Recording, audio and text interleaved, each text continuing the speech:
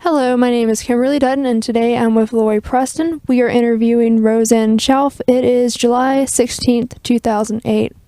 Please tell me how you came to Ashland. My husband is a pediatrician, and we were looking for a permanent job after training, after he was training in his military service. We came from Massachusetts. We had tried 1 year of practice up there, and it wasn't working out. So you couldn't ripen tomatoes in Massachusetts. I always tell that to people because their season is so short. So we decided to look back in the Baltimore, Washington area, and that included Virginia. And there was this little ad. My husband's from Dayton, Ohio. I'm from Virginia. Little ad for Richmond Memorial Hospital was starting these new clinics in the Ashland. In the Richmond area. One of them was in Ashland, one of them in Laburnum, and they were all over.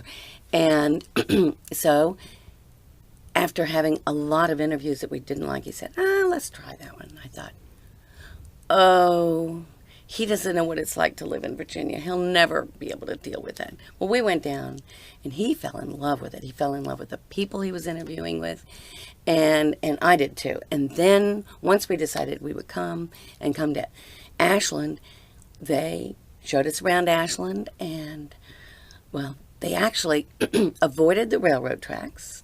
They avoided the older neighborhoods, took us to Country Club Hills and all those, brick rancher type neighborhoods in the suburbs of Ashland. And there was hardly anything for sale in the town. So I kept saying, no, I want to be in the middle of things. I want to be in the middle of town. And finally they showed us 2 houses for sale in town, and we bought one on Maple Street. Maple Street is a wonderful starter neighborhood. That was before Slash Cottage was here, the development, or King's Charter, or any of those. And we just loved living on Maple Street. Made fast friends forever. And it was a neighborhood full of kids, our kids' age. And they'd run up and down the streets and ride their bikes, and it was just wonderful. So that's how we came to Ashland. Did you have any interesting neighbors? Oh, yes. Let's see. Doris Quarles lived across the street. She used to be Doris Harlow, and Harry Quarles was her husband. And if you look in my book, there's a story about during the World War II, there was a troop train. The troops were trained here on the campus, and then they all went away on the train, and they had a big party the night before, and Doris Quarles is in there when she must have been in her 20s, singing songs and, being very rabble-rousing. Well, she kept her wonderful sense of humor till when we were moving on that street, till we moved on that street, and we just loved them. They were older and loved all the little kids, so they were right across the street. 2 fast friends we made. One, Diane and Paul Lillienkamp. He taught here. She worked elsewhere, but their child was between my 2 kids. Sarah was 2, John was 7, and Katie was a year behind John. Katie, by the way, has gone on to go to MIT. She's getting a PhD. Katie was very, very smart, just like her dad and her mother. But I used to babysit, or my babysitter would babysit at our house. So we got to be really close with Katie and her family. Another family that we really loved a lot were John and Nancy Hugo. Again, her kids were just a year older than both of my kids. And that was Kate and Jay, who still live in this area. Live in Richmond.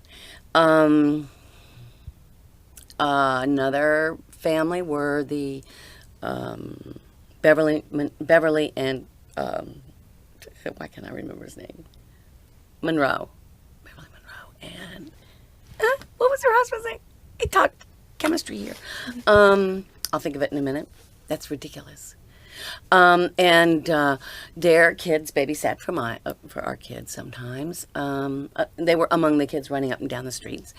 Beverly later divorced from her husband and had a man friend in Richmond, and was accused of killing him. And remember that? And it was they were living in Powhatan, and He left here and went to UVA, the husband.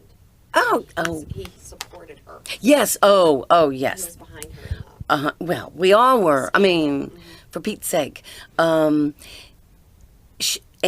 my daughter, who's a lawyer now, said that a lot of times her conviction is used in textbooks or in lectures, law school lectures, of how miscarriage of justice can happen. And she was one of the reasons they changed the laws in Virginia to make it easier to appeal, because it was almost impossible to appeal.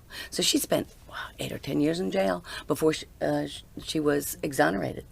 It was just, it shattered and most of us, shattered our feeling about how fair the law was. That there was an overzealous prosecutor who got some unseemly person to lie on the stand about a confession. So, and then they concealed the evidence.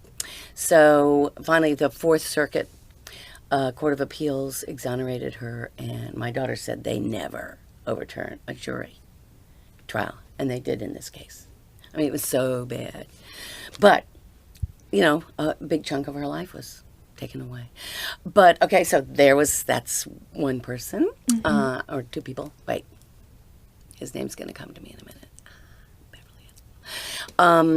And, who else? Ann Arnett lived down the street, across the street from Beverly and her husband. Ann Arnett's an old Ashland family, part of the Taylor family, I believe. I'm going down the street there. Jerry Bryce lived there. He used to teach math here. We were all a bunch of rabble-rousers. Got involved in politics. Nancy and Diane and Beverly were all involved in the Citizens for Sensible Growth. That was before the Citizens for Responsible Growth. Citizens for Sensible Growth had people in it like Howard Davis, who taught political science here. Richie and Sue Watson, who he just retired from here. Nina Peace, who used to teach here but was also a lawyer in town and a judge. And they just were so fired up. We were trying to get more controlled growth in the town. Not to stop growth, but just to steer it in the town and county. Margaret and Schuyler Miller were part of that, and Schuyler was a professor here. Just some wonderful people. So that was sort of our circle of friends, aside from our church friends. And then gradually people in that group got appointed to things or ran for things. Beverly got on the planning commission. I was on planning commission and town council. Nina was on the board of supervisors, was chairman for a while, and became a judge. Let's see. I'm trying to think some of the other people and so we all got so involved in doing other things and actually being the decision makers that that the group sort of fell away. But it had sort of completed its, thanks, dropped my bottle. It had served its purpose, which was to get different decisions made. Right now, we have a similar group of, actually a consortium of groups. Ashland has the Ashland Hanover Citizens for Responsible Growth. Then there's Reba Dunkel's very involved with the Hanover Conservation Voters. There's a number of those groups in town. They're all under one umbrella. I think it's No, it's not the conservation. Well, there is an umbrella group also for all of them. And we have been able to affect elections and appointments. And it does change the face of the town and the county. And, you know, it's really amazing to have such a solid group of activist people who have not their egos, but they're concerned about the future and their children and the future of the town and the county. It's very encouraging. Tell me some about your experiences with town council. Oh, that was really hard. I was first appointed to an unexpired term of Dick Gillis, who had been the mayor for a long time and then went on and ran for supervisor and won. And so that was about a year. I was on him in 1992 and did not win the re-election. Then I ran the following time, which was 94, I believe, and was on for 4 years. And I just had all these idealistic ideas about how we would control growth. And, well, let me tell you, it's a lot harder to be on council and hearing all the points of view and having to take into account all the points of view than being on the other side and pushing for a particular point of view. So I made a lot of my friends angry because we had to make decisions that were sort of balanced between the points of view. And also you end up with information that the general public doesn't know and is not allowed to know for various legal reasons. And so you have to make decisions based on that. And you get criticized and you have to keep your mouth shut. For example, we had a police chief who was a problem. And he had been for some time. There had been an earlier investigation and people had testified and tried to do something about it. Nothing was done. And so when John Newell and I, and there were John Newell, I, Bruce Haynes, Stuart Reed, and Steve Merritt. We were all on council together. And I just got tired of all the rumors. So I started calling all these people that had made comments that we knew had made comments or who had left the force, and got a lot of really damaging information about this guy. The problem was we had a very sweet town manager, and he was the one who hired him. Sweet, religious town manager who couldn't imagine somebody lying bald-faced the way this guy did. So, and this guy would quote scripture a lot, especially around the town manager. So it was real hard to convince the town manager that he needed to do something. He just said, you know, it's just your word against his. How do we know who's telling the truth? A lot of the people I talked to said, I will not go through that again and testify unless I'm in a court and have to tell the truth. Under oath I will, but I won't do it just because it didn't work before and it damaged my career. So I wrote it all down and I handed it to the town manager, and he found out some things he didn't know before. He interviewed some of the people himself and then interviewed the police chief and said, sorry, you're going to have to go. And then we had a battle with him for a while, but we couldn't talk about it publicly. And I can't tell you the exact things that he did, but I can tell you that I'm glad he's gone. We were all relieved when he left, and we had a wonderful police chief who had been on the force forever, Billy Martin, who then... Is Billy still on town? And then he ran for town council. Is he still on council? I can't remember. I don't think so. Yes, he is. Yes, he has to be. He didn't run this last time. He runs next time, and he'll probably retire. But anyway, he was police chief for ages, and it really settled things down because he was so laid back, and sweet, nice, and straightforward, and then we've had some good ones since. So it's been good. However, because we couldn't talk about it in public, we couldn't say anything officially, there were all these people that were outraged at us. People who supported the former police chief, and they would come to every council meeting and yell at us. And it made us look like we were not sensitive to the people. And so that happened, and then a few other controversial things happened. And all that stuff was sort of out of our control, out of my control. And so I ended up losing to some very conservative people who were on for 2 years. And in that 2-year period, we had the Walmart thing. And they voted to allow Walmart to come. So, you make a few steps forward, one step back, and that's just the way politics happens. And especially in a small community like that. But you got to the lesson is, you have to keep vigilant, number one. And if you lose some battles, don't give up. You just keep saying the same things that you know are true over and over and over again. And eventually, people will understand and believe you.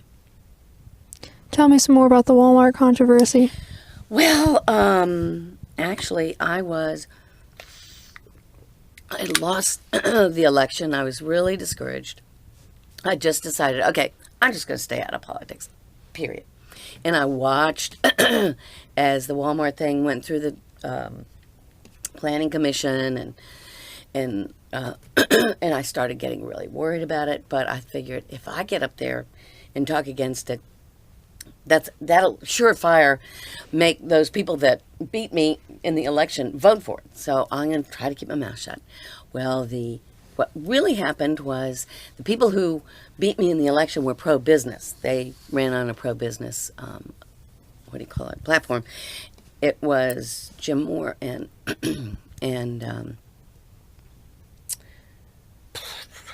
what's his name?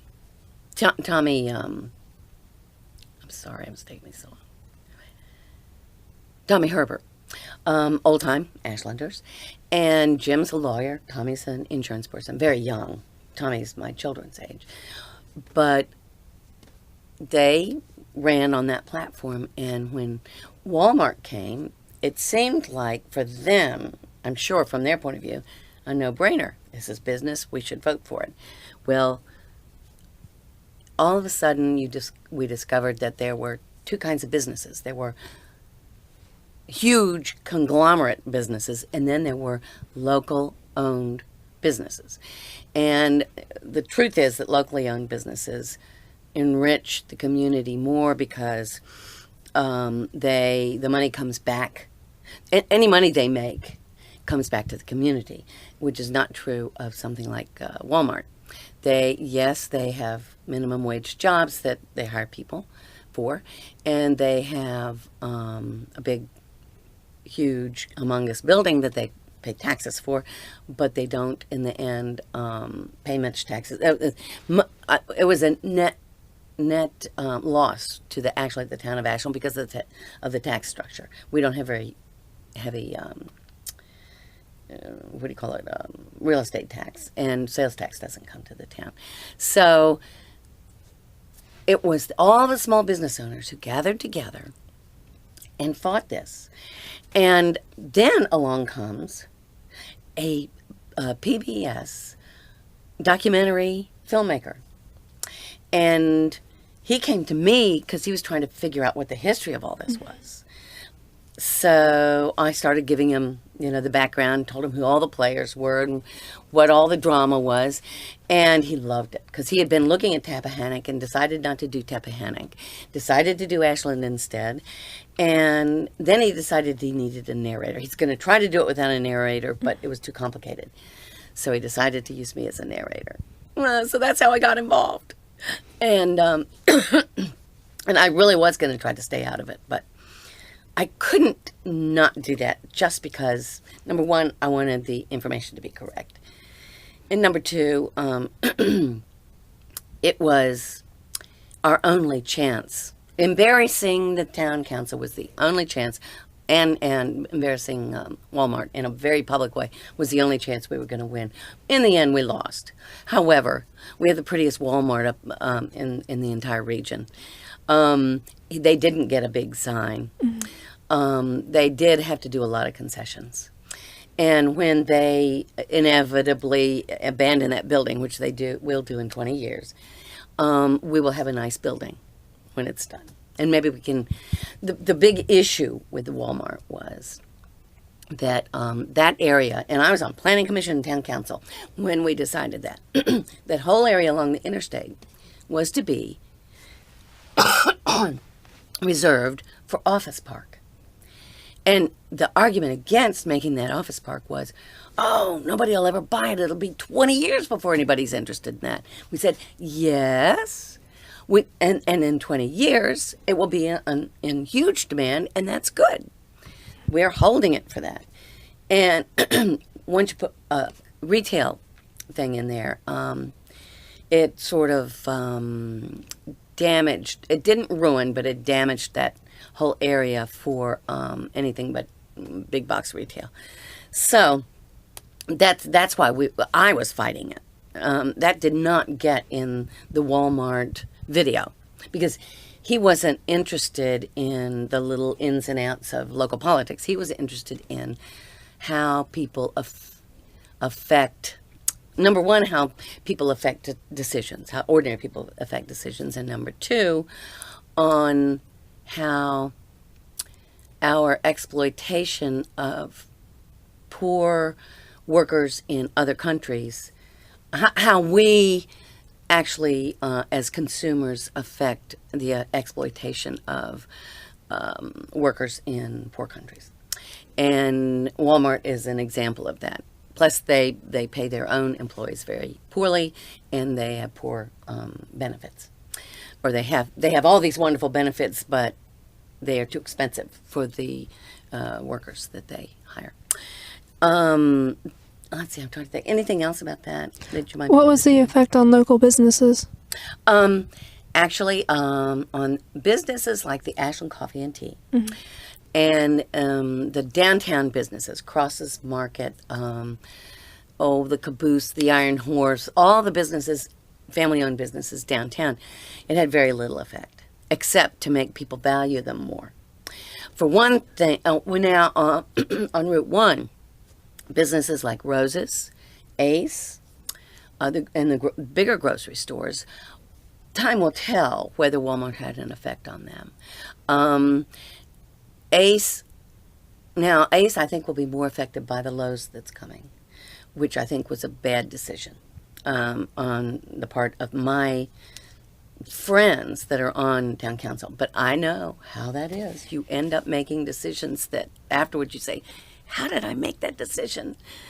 But the Lowe's will affect them. The way small businesses can fight the big businesses and keep a portion of business for themselves is the big businesses like Walmart they won't do special orders. If they do, they have to order a whole bunch of things. Well, the small businesses will do special orders, or they will just order you one of those things that you need. They do, like Aces. We always take our mower there once a year to be, our mower, our tiller, and our chainsaw.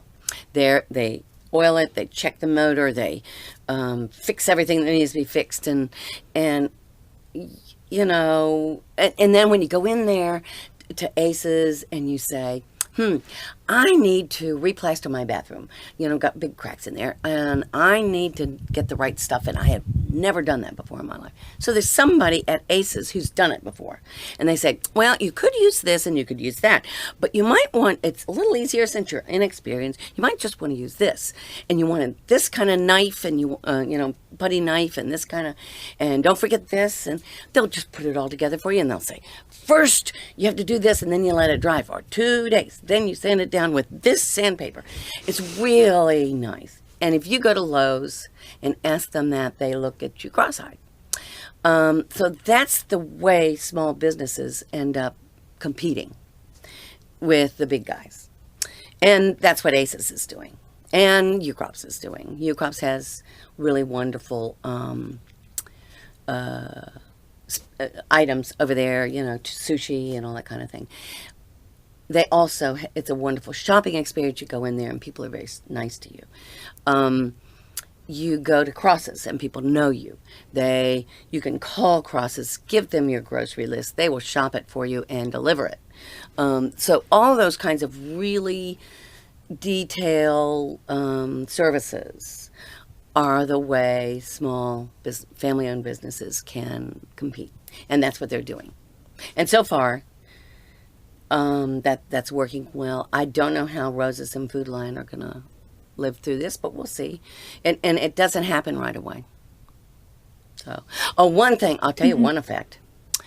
When they started talking about Walmart here, we were trying to get, when I was on council, actually, Walmart's been looking for a long time in this area. When I was on council, we were trying to get Ben Franklin to come here as a craft store. And they said, oh, yes, oh, Ben Franklin, we all just live for Ben Franklin. Well, there was a shopping center being built up the road, and Michael's was going to be there. Walmart was coming here, or eventually they were just sure. And they said, no, we're not going to locate there. But we're very sorry. But see, that affected who would come here because they didn't want to have to compete with Walmart. So that's some of the effects of Walmart. Traffic has not been a problem because people come off the interstate. They've changed that intersection over there. People come off the interstate and go right to Walmart and then get back on the interstate again. I'm surprised that Walmart's making it. But again, time will tell. Where did you find your inspiration to write Ashland Ashland? Oh, from the Ashland Women's Club. The Ashland Women's Club is 99 years, it's 101 years old now. It was started in 1899 as a literary club. Like, there were many of these all over the country in small towns where women, educated women, didn't have an outlet. So this was not unusual, but most of them went on to then become federated women's clubs, and they did good works, and, ours didn't become a federated women's club. We don't do anything nice for anybody else. We just do it for each other. We meet once a week from October through April, and each one of us gives a paper. So you go once a week, every Tuesday at 4, and listen to somebody's paper. So I have that group that I belong to, and there's 35 of us. And everybody gets to choose their own paper. So I would pick a house. I graduated in history from Randolph Macon, and I've done historical internships and that sort of thing. So I was interested already in architectural history and the history of the town. So I started doing one house a year. I do a real in-depth study on it, and then I present a paper, 50 minutes long. And after a while, and it had always involved Ashland history, as well as the history of the house.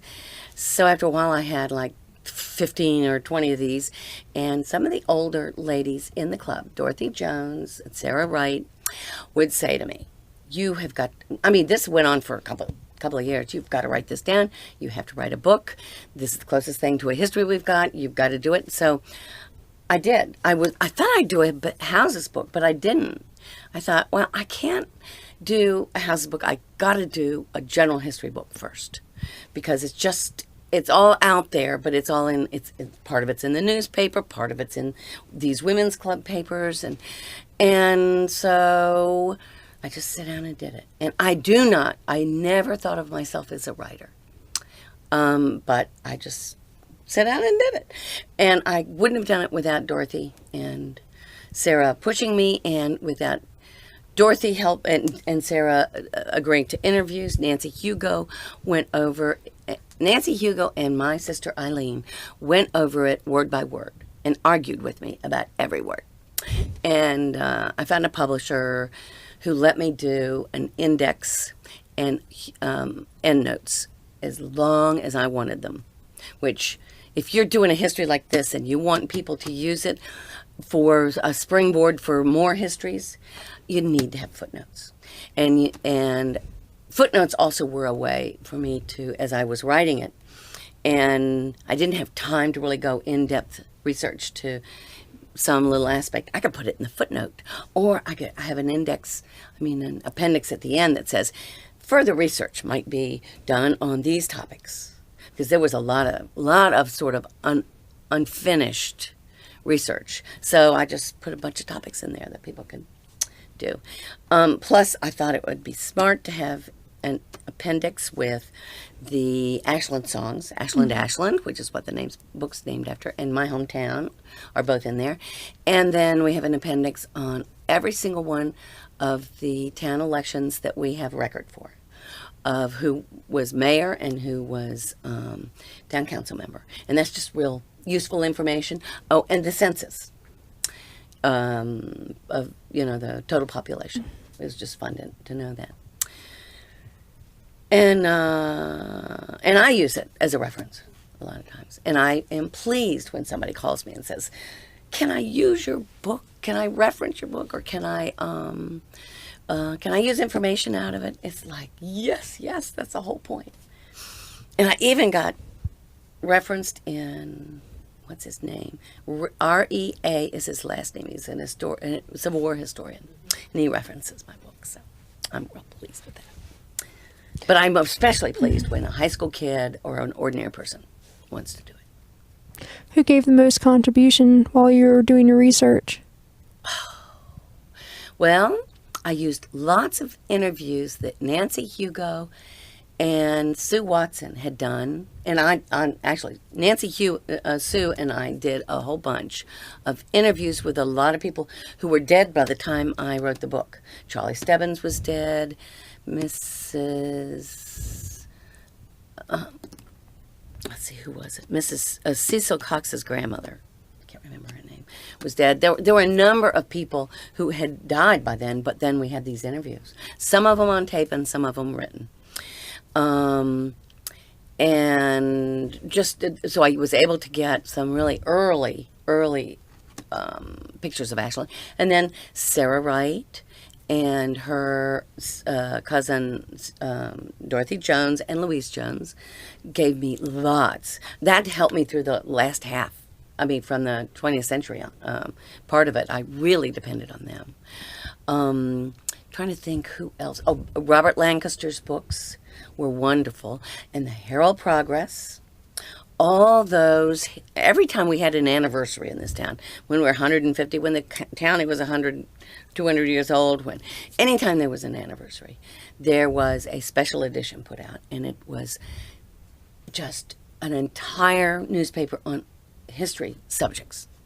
So I used that a whole lot. I'm trying to think who else I used. Oh, I interviewed the then publisher of the Herald Progress, who was Marion Herga. Oh, I'll tell you, for the black community. The black community was very suspicious. In the past, people, and it was really funny, a lot of people kept telling me, "Oh, you got to put in their Ashland characters." And by that, they meant Eddie Rakeley's, Snookums, all these black demented people.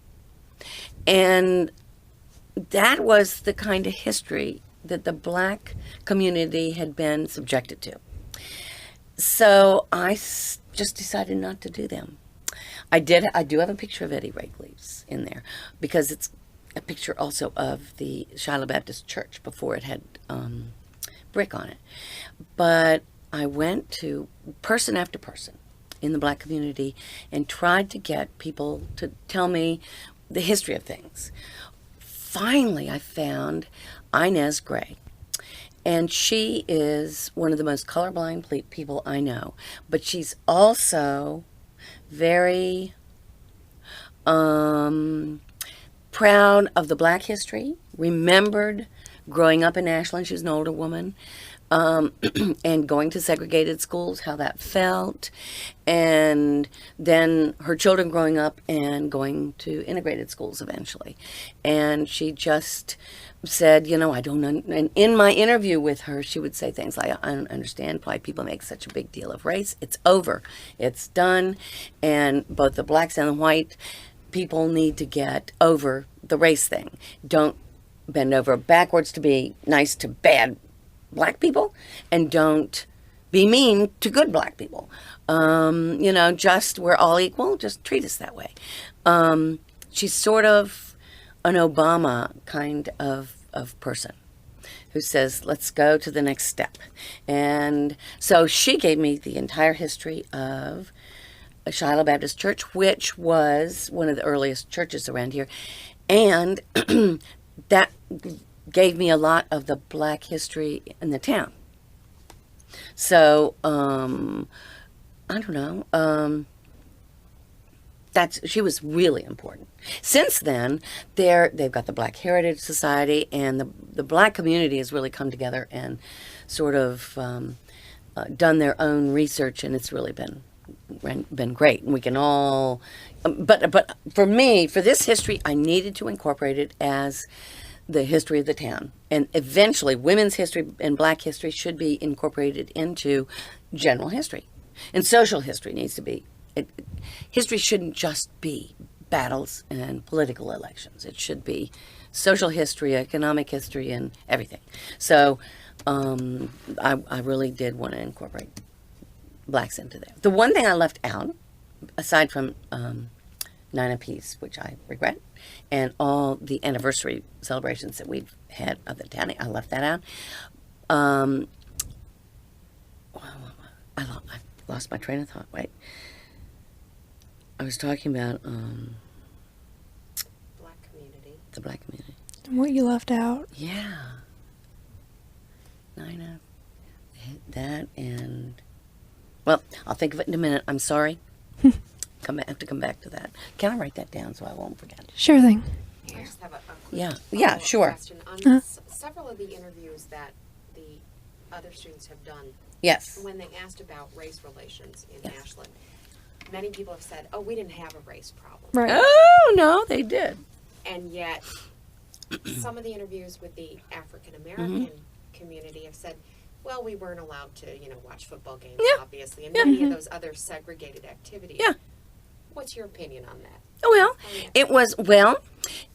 it was not, how to put it? It was as though people just didn't want to ruffle feathers. And so the black community stayed in its neighborhood, and the white community stayed in its neighborhood.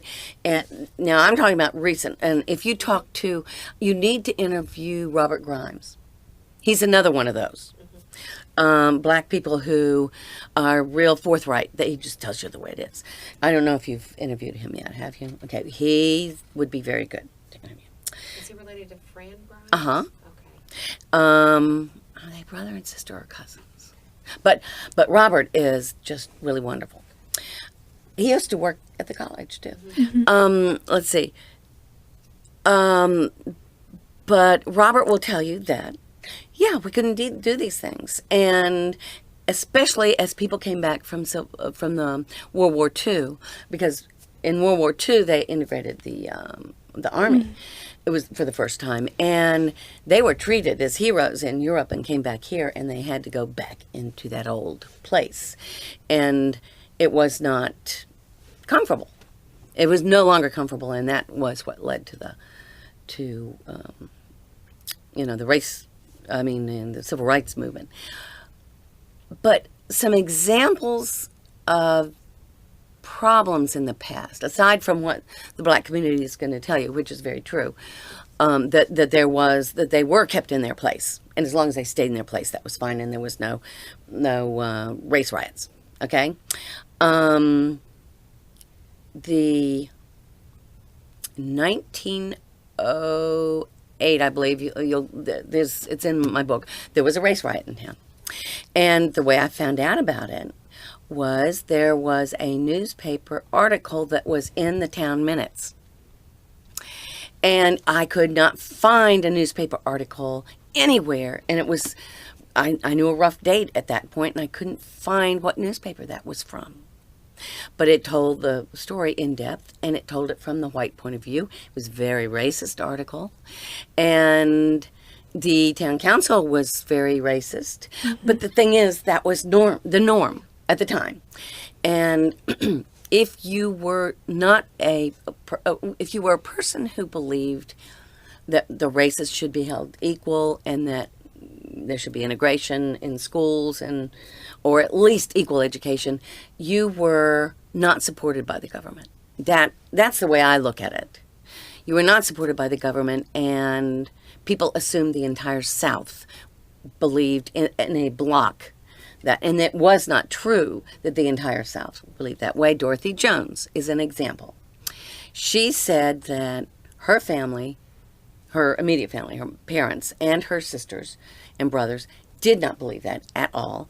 And they, in fact, that when they were kids, they used to play sandlot baseball. And one of the kids they played with was a black kid named Morris. Can't remember his first name, and he was the umpire. And that you can look that up in the book, that interview with her.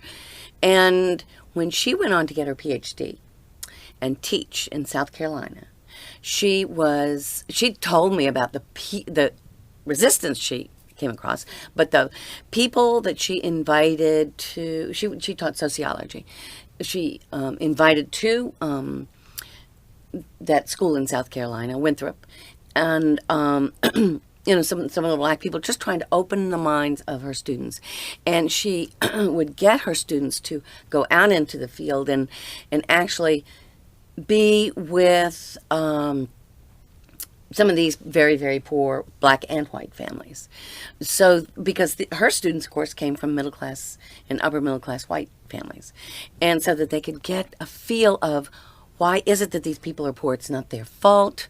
They have been kept down, both black and white. And so, I don't know, she was an example of a person in Ashland that did not believe that. Another example of racist activity here was in, I believe it was 1913, we had an ordinance. And you know how I found out about that ordinance? In reading C. Van Woodward's Jim Crow. C. Van Woodward is a famous historian of American, but mid-century American politics, and he mentioned Ashland, Virginia's segregation ordinance. The segregation ordinance, it was sort of complicated. It had to do with housing, and I think it was sort of difficult because we were such a small town, and if you know the town, neighborhoods go block by block. I mean, there's a block of real big houses, and then right off the big houses, there's little tiny cinder block houses, and then the next block might be big houses. So they're all totally mixed like that.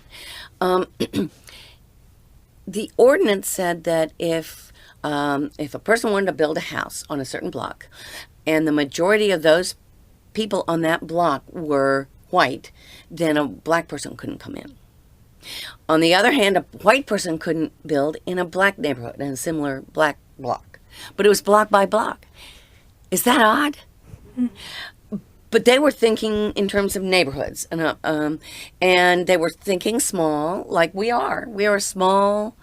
All our neighborhoods are tiny compared to King's Charter and all these giant neighborhoods that are built today. Even Slash Cottage is like the biggest neighborhood.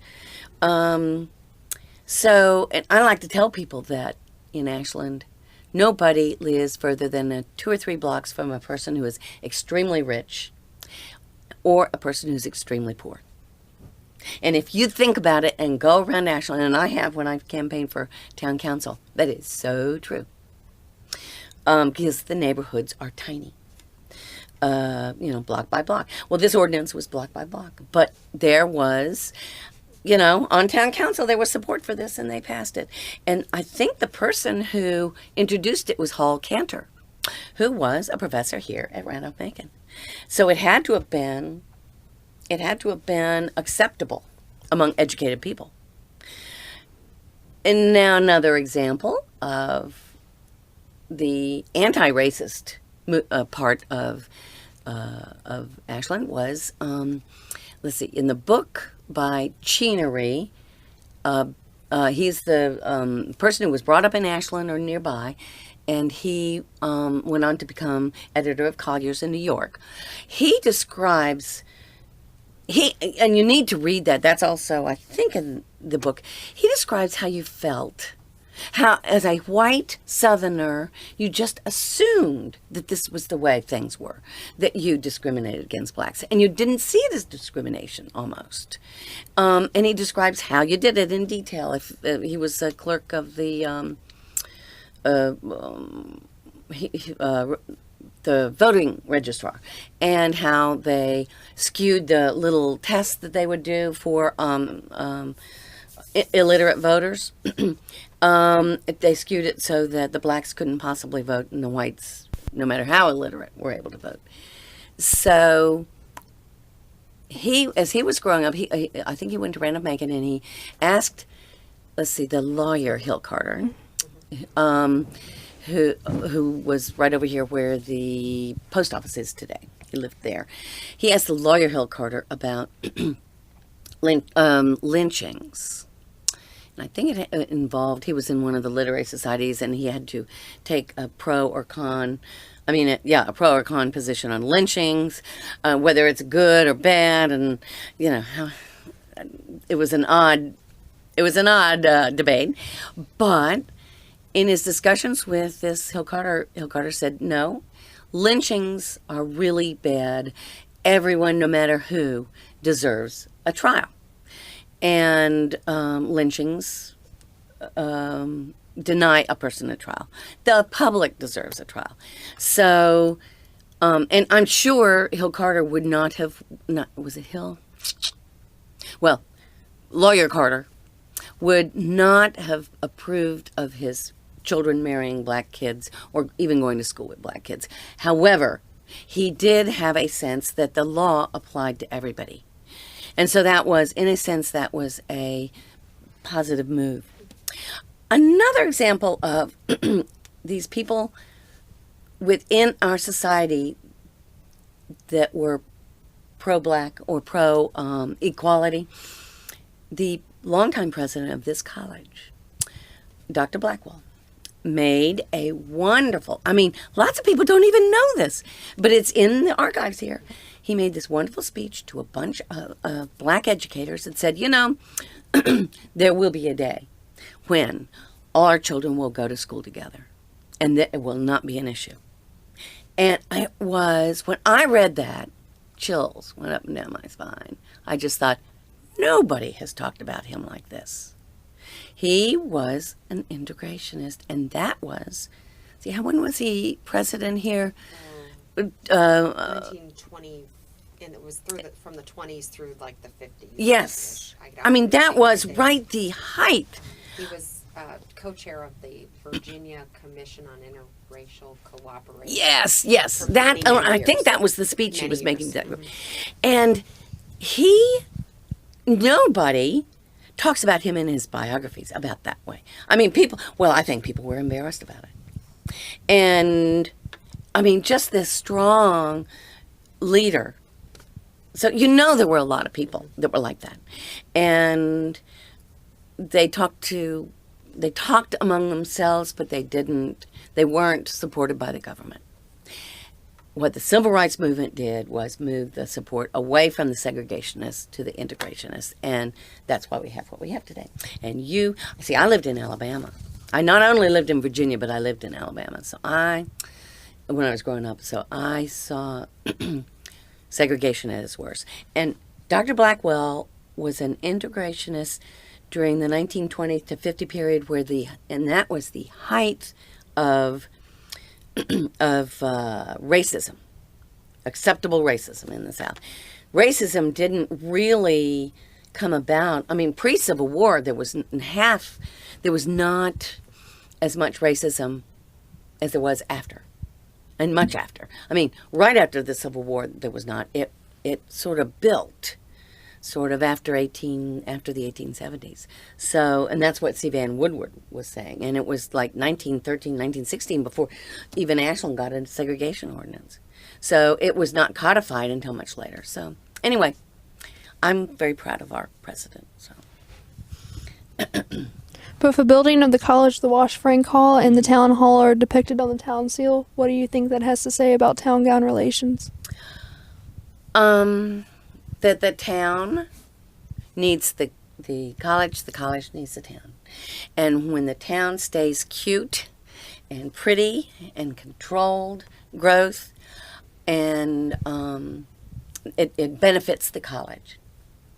When the college is careful about how it expands and is sensitive to its neighbors, then that benefits the town. And when town council members also are involved, like staff members of the college, then that has to be good. And we've almost always had somebody on council who was either a staff member or a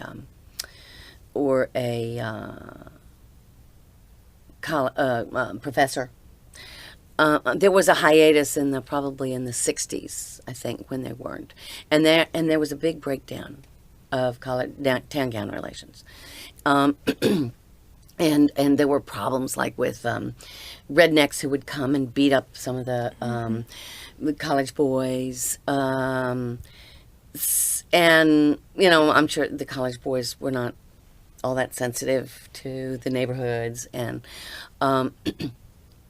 also the town, there was a period of time when the college was expanding and was not sensitive to what it was doing. Like all the neighborhood on Railroad Avenue used to be in private hands, in my memory, and the college just took it over, and now it's all offices. And there are a number of historic buildings that sometimes are not taken care of very well, or that have been torn down in our Ashland Historic District, and so that's just very upsetting. Now they're moving into my neighborhood. I'm on College Avenue, and we consider Caroline Street part of our neighborhood. So we're really concerned about that because they are buying one more house over there.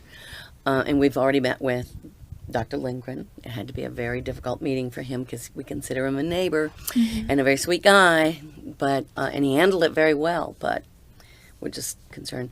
But I think when we did the town seal, and I remember, now you're not talking about the circular town seal. You're talking about this one. The circular one. Oh, the circular one, that was done in the 70s. Now, our new town seal is the horizontal one, and that also has college, railroad, and town in that. Town hall, Wash Frank, and in Jeff Riles' house, and the railroad going down the middle. And I think a business building.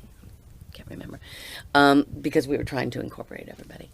But I don't know, I think in recent years the college and the town have tried harder to incorporate the town into the college and have a good entrance for the college in a couple of places, and also those little yellow jacket emblems on the roads, and they're trying to make it more pedestrian friendly, which is also pulls the college students into the town. I don't know.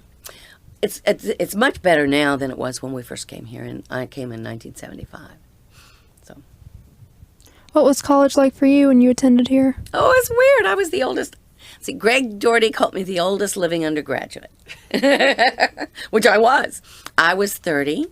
Let's see, I was born in 45, and yes, I was 30 years old, and I started school here in 1975. And I had 2 small children, and everybody else was 18. Everybody in my class was 18 to 20. And people would call me ma'am. My classmates would call me ma'am.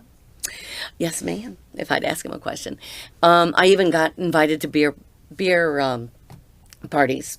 And I went to one just to see what it was like, just because the kids just begged me to. Over in, this was before the beer law changed, over in Mary Branch. And it was, very boring. They just sat around and drank beer. But they thought they were grown-ups. But I'll tell you the difference between the 18-year-olds and a 30-year-old in college campus. And I can tell you the difference between my 18-year-old self and my 30-year-old self. When I was 18, and most of these kids were at 18, you're still fighting within yourself an authority thing. You're trying to separate yourself from your parents, and your teachers get substituted for your parents. And so you punish your teachers by not doing homework or reading what you're supposed to. And it seems ridiculous when you get older that you do that you would go to school and try to get everything out of those teachers that you can possibly get out of them. But no, you have other issues that you're dealing with when you're 18. So when I went back to school at 30, I did much better. And every class I took, it was when I opened up the college catalog. There were certain things I had to take, but when I opened that college catalog, it was like opening a J. Jill catalog. Like, I could take that course, and I could take that course, and I'll tell you, there were a lot of courses I didn't get to take because I couldn't afford to keep going to school, which I would have loved to have done. Didn't take Richie Watson's American literature. Still sorry about that. Tonette Bond's drama class, some drama classes she taught. There were a bunch of them. And Hasker's class on the history of language. I can't remember what you call that. What do you call that? Linguistics, yes. And but you can't buy everything in J. Jill, in the J. Jill catalog. You have to pick and choose. So I did. And I loved being a history major. And I tried to get as much out of those guys as I could possibly get. And I remember one time I was taking from Marsteller. Marsteller was teaching 18th century was teaching Pope, Alexander Pope. And I was also taking a class from Scanlon of the same period. And so the two classes, because I was the bridge, we decided to get the two classes together, and it was small classes, together, along with the professors and their families, and me and my family. We went out to Marsteller's place, out in the country, and we had an 18th century party. We researched the food, which was generally the only vegetables they ate were peas. So we had peas, we had beef, beef tenderloin, we had the right kind of wines, and then at the end, instead of dessert, you had nuts and Madeira. And I had to go into Washington, D.C. to get the right Madeira. And then by the end of the thing, we were all smashed because we had been drinking the right kind of wine with every course. And we had soup at the beginning, and but we were smashed by the end. And at the end, Mr. Marsteller got his saxophone out and did karaoke saxophone to some music, and we all danced. It was country dances? No. It was jazz and whatever the thing was at the time. It was really funny. And my children spent a lot of time because it was a long meal. My children and the Marsteller's children got really bored with it. So they sort of left, and then they crawled back and crawled underneath the table and tried tying people's shoelaces together and that's what my children remember, being under the table. Because it was a big, long table because there were so many people. Anyway, that was our 18th century experience. How has student life changed over the years? Gee. And it's hard for me to say because I was not really involved. I partied with the faculty, not the students. And I would say, though, I also worked here for 8 years after I graduated. And so I got more of a glimpse of student life then because I worked for the development department, and that's when we would have students come in and do phone calls and to alumni. And also we knew a little bit about what was going on campus, the bad and the good things going on campus. I think student life has changed sort of for the better. There was a time in the 60s when people on my block had to chain their porch furniture to the porch so that students wouldn't come by and steal it. I remember when I was working here, there was an incident where KAs, it was sort of a rite of passage for the KA students. They would go into Richmond, dig up blooming azaleas and rhododendrons, and bring them back and decorate for Old South, which was a yearly party that they had. Well, they got drunk and got lazy one year, couldn't get into Richmond, so they went up College Avenue and stole Hill Carter's big, beautiful, blooming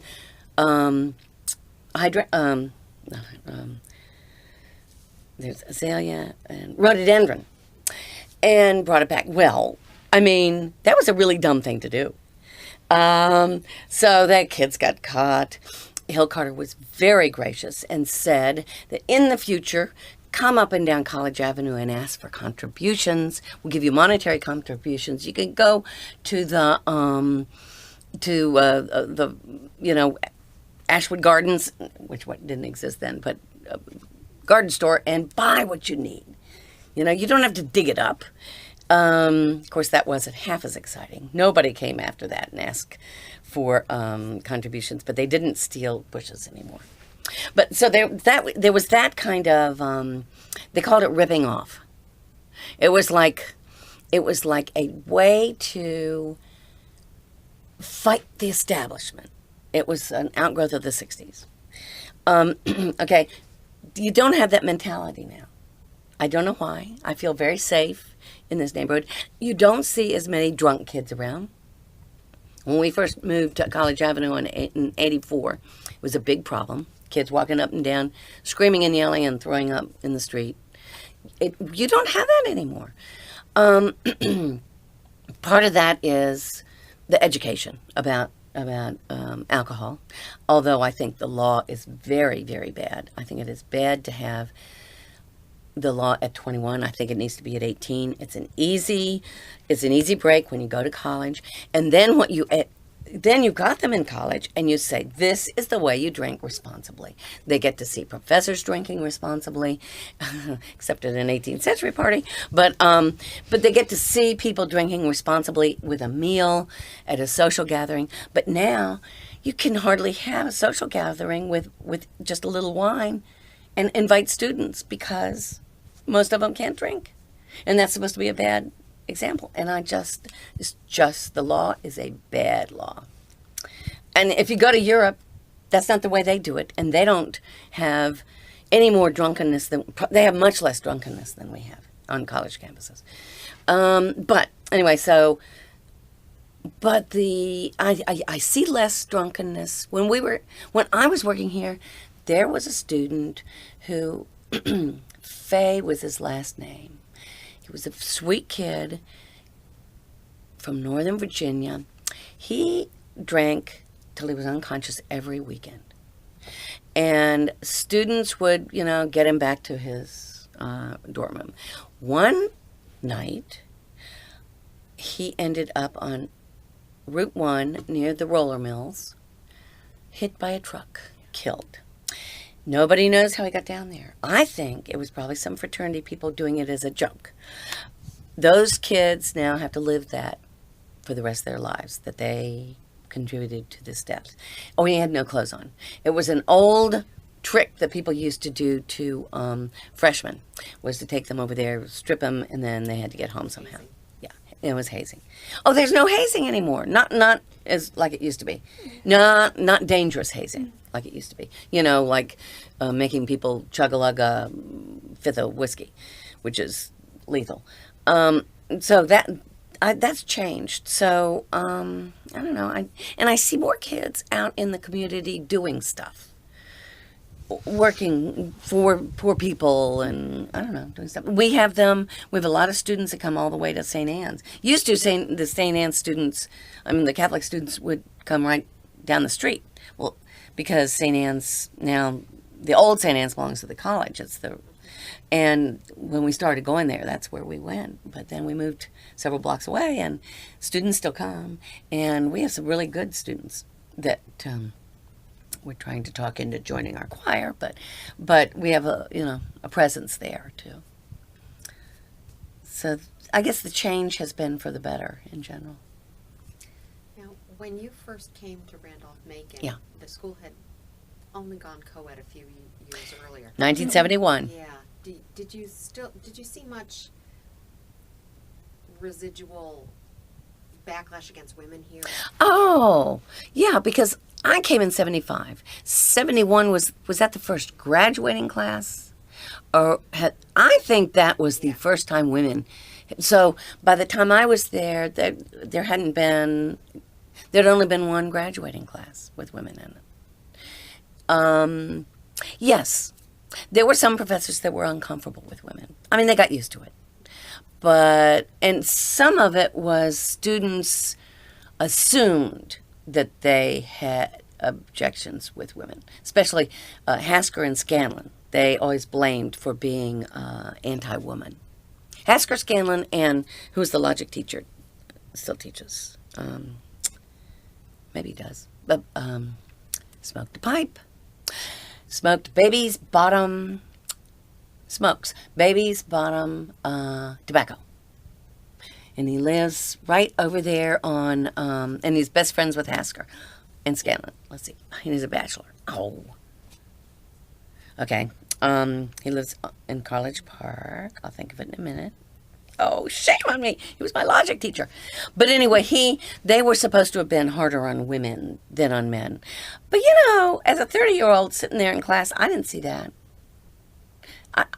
I just think the women were used to being coddled in high school. Mm-hmm. And if you cried, then people would back down. But I think they just treated the women like the men. Now, I never took a Hasker class, but I think they had gotten over it. And if they hadn't gotten over it, they would have gone to another college. I think it was good for the college to have women. It sort of civilized them a little bit. It made some of that hazing stuff unacceptable. And like I say, maybe that's what has caused the change over the years. Because I remember orientation, they started orienting some of these students to the drinking and the date rape and all that. And, it takes a long time for that to have an effect. But, and I think that those educational programs have been very effective. Oh, that's terrible that I don't remember his name. I can see him, and I can see his car. But anyway, it doesn't matter. Have you seen any major changes with the campus, like renovations? Oh, yeah. Now, what's interesting is when Liddell and Jean came, the campus was in disrepair. There was a lot, and I was involved in this because I was writing grant proposals to take care of the deferred maintenance problems. Because deferred maintenance creates much worse problems later on. And when I was here as a student, there was a lot of, it just looked slightly shabby. When Liddell and Jean came in 81, I believe, they just were not, that was not acceptable. And Jean would do things like call the maintenance department and say, there's a screen in Mary Branch dorm that's ripped. You need to take care of it. Drove them crazy. They hated that. But you know what? Jean was right. Parents come through here, students come through here, prospective, and they look at what the place looks like. Jean and Liddell were responsible for the beginnings of all the plantings. The flowers, the frou-frou plantings. And I'm telling you, it makes people makes the students respect the grounds more. My only objection has been that they have pulled up all the old English boxwoods. And I do not understand it. One of the gardeners, head gardeners told me, oh, well, it's because they get holes in them. Well, yeah, they look lumpy. Yeah. That's the charm of those boxwoods. And they were replaced with American boxwoods. American boxwoods in this area grow too fast, they must be trimmed all the time, and they get a disease, a leaf miner disease, and it's a big problem. I couldn't understand that. So that is a big pet peeve among alumni, and I'm an alumnus, so an alumnus gave English boxwood to the Washrag Hall, and they dug those up. I do not know why. And put some little tiny bushes around there. And they weren't blighted. No, no, no. Mm-mm. Yeah, I know. If I had seen it happening, I would have been over there saying, "Oh, just put them over in my neighborhood. We'll all take them," because they were like huge bushes that were worth thousands of dollars. So anyway, that's my one objection. Everything else is wonderful. Oh, my other objection. There is a tree on the campus called the bicycle tree, and the last time I was over there was junk piled all around it. It might not be that way now, but it is a historic tree for its meaning to the town, because Mr. Blinko, when he was a child, he taught here. When he was a child, he and his playmates climbed up there, stuck a bicycle as a pulley to pull up their goodies. And there was a platform up there, and they had a tree house, and the tree grew around the bicycle. And Mr. Blinko's gone, but not the bicycle, tricycle rather. And so we call that the tricycle tree. And there's a poem about it that's in here too. And I wish the college. And at one time, that place, all underneath it was daffodils, and in the spring it was a blanket of daffodils, and then there was this tree with it. So I would hope that the college left that the way it was, but I'm not sure it did. Lynn Hodnett told me that it split in half recently due to the weather. No. Because I've been over there. So it's gone, or what? I don't know.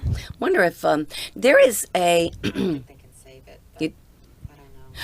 there is a very good tree surgeon who teaches tree surgery. He's not with Bartlett, and he's not with Asplund. And I know Bartlett does the stuff here, but he saves trees, and his name is Joel Kochi, and it's Koci.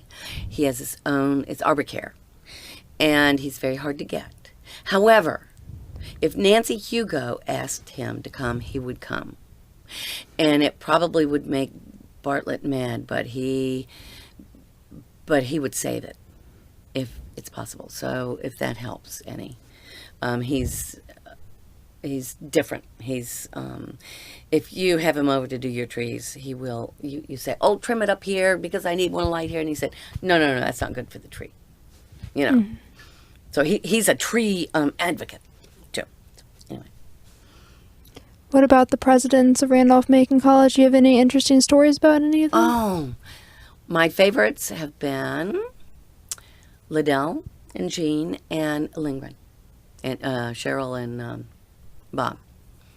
I'm real pleased with Cheryl and Bob. I just think they are a wonderful asset. Oh, I started to tell you when Liddell and Jean came that it was, the campus looked better than it ever had. And I'm getting that feeling that Cheryl and Bob are the same kind of people that worry about what it looks like. But they worry about other things too. They worry about how the college fits into the town and stuff like that. Interesting stories that wouldn't be too embarrassing. Liddell was known for his quips, and he just and his puns. He couldn't help himself, and I wish I could think of some of them, but sometimes he would overdo it.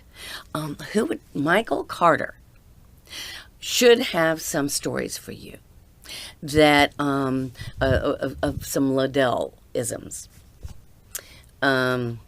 Yeah, he's in development.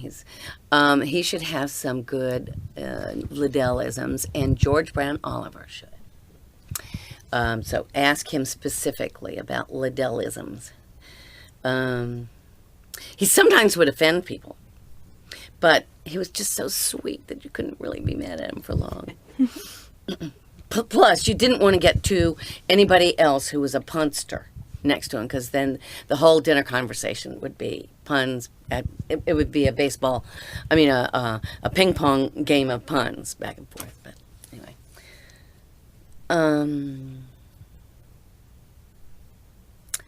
Jean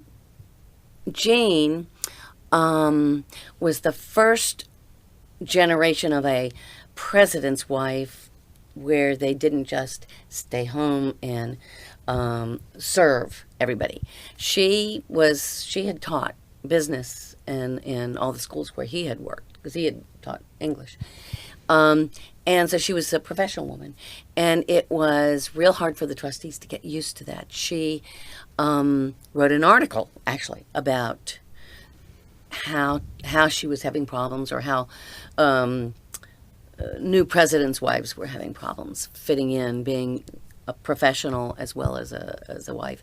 And she actually ended up with a job. They tried to give her a job here, and that sort of worked, sort of didn't. So she ended up being a development officer for the Richmond Symphony, which bothered some of the trustees. But I applauded her. I just thought she was great. She needed to do that for herself, and times are changing. So it is not a bad thing that she did that. But it was an adjustment for the trustees. I can't think of any others, but I want you to get some of those Liddell-isms from Mike or George. Did the presidents foster good relations with the town?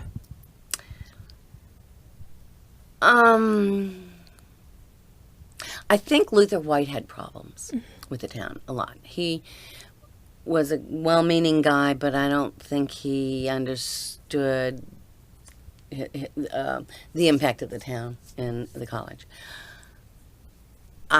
He was one of those that allowed the college to go into disrepair. It was difficult economic times for the entire country, but he didn't have a way of incorporating any new ideas or leading the college beyond just sort of hunkering down.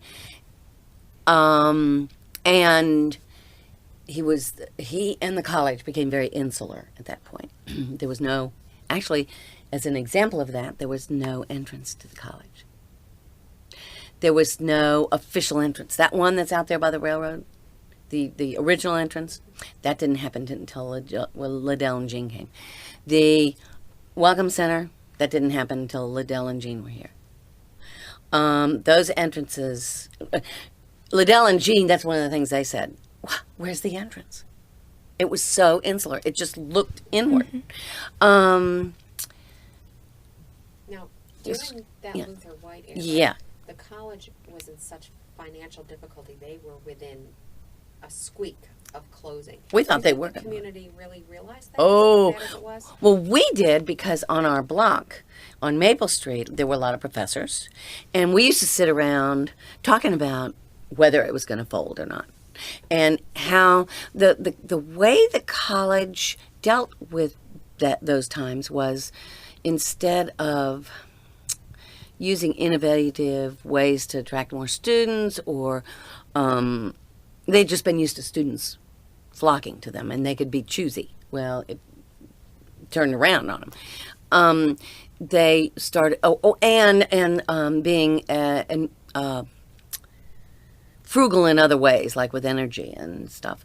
They quit doing maintenance. They fired professors and staff members, so that people had to do more work for. The morale among the professors was very low, which of course made the morale among the students very low, and so it was a spiral downward that was hard to stop. And I'm trying to think. They started hiring different admissions directors. They sort of blamed. Oh, and blame was going everywhere. They couldn't raise. They had an unsuccessful fundraising campaign, which Liddell had to finish and then start another one. They had a series of admissions directors.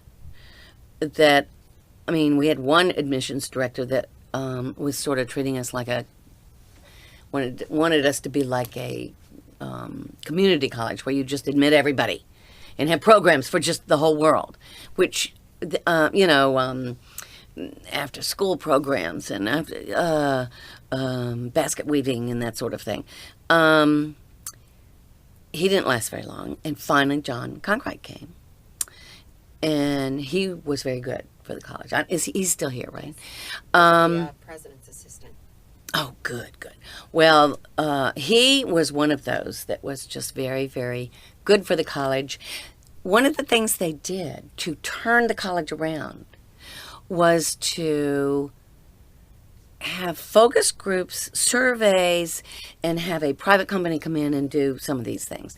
And they discovered all sorts of surprising things, that the motel dorms had the highest retention rate among the dorms. And Mary Branch. Motel dorms and Mary Branch, but not the new dorms. Moreland and whatever they call it, Conrad. And some of the fraternities had high retention rates. And that was a total surprise. They started thinking differently about things because they had put down the fraternities for so long. They were a problem. Let's see, I'm trying to think. What the town looked like was important to prospective students and to the existing students. I'm trying to think what the campus looked like was important. Let's see, but I'm not answering your question. You asked something else. What was that? Was the community really? Well, and I don't know about the rest of the community, but I was real aware that it was. It might not be here tomorrow. It was year by year they were trying to decide. And I don't know how. Do you think the town council did anything in that time to help? Or I don't. Did they maybe just not really know? Well, I'm not sure people on the town council knew, because I don't think there was anybody from the college on the town council. Also, I think that at that time, the faculty was governed themselves. The trustees governed the college. There was not a lot of communication between faculty and the trustees. And there was a lot of, and the administration. There was a lot of clash there. So there was a lot of miscommunication going on all around, including with the town. And there was a town committee, and they met occasionally. And everybody said they didn't do anything, and I never saw any evidence of what they did. Even though at that time, a lot of the faculty lived in the town. But it's like, for example, that's why I knew that the college was in bad straits, because, Jerry Bryce, Paul Inkamp, John Hugo taught here part of the time, Nancy Hugo taught here part of the time, just a lot of people. Bruce Unger didn't live in our neighborhood, but he played poker with the same guys in our neighborhood. And that was the talk, always. Am I going to have a job next year? And that would have had, that at that time, the college was the main employer in town. It would have been devastating for the town. And I'm not sure the whole town understood that. I do remember one thing about town council was considering trying to do something with the old town station, making it a museum, and they wanted the college to take it over. And they thought the college should take it over and run it as that was one of the proposals. And at least I was involved in the discussions at that time, and I said, the college has not got that much extra money. They are struggling. You don't want to say that the college is falling apart, but you do want to give them a little reality check. The college is not money bags. If they sold everything, they would have assets, but they didn't have assets. Liquid assets. They had a poor endowment.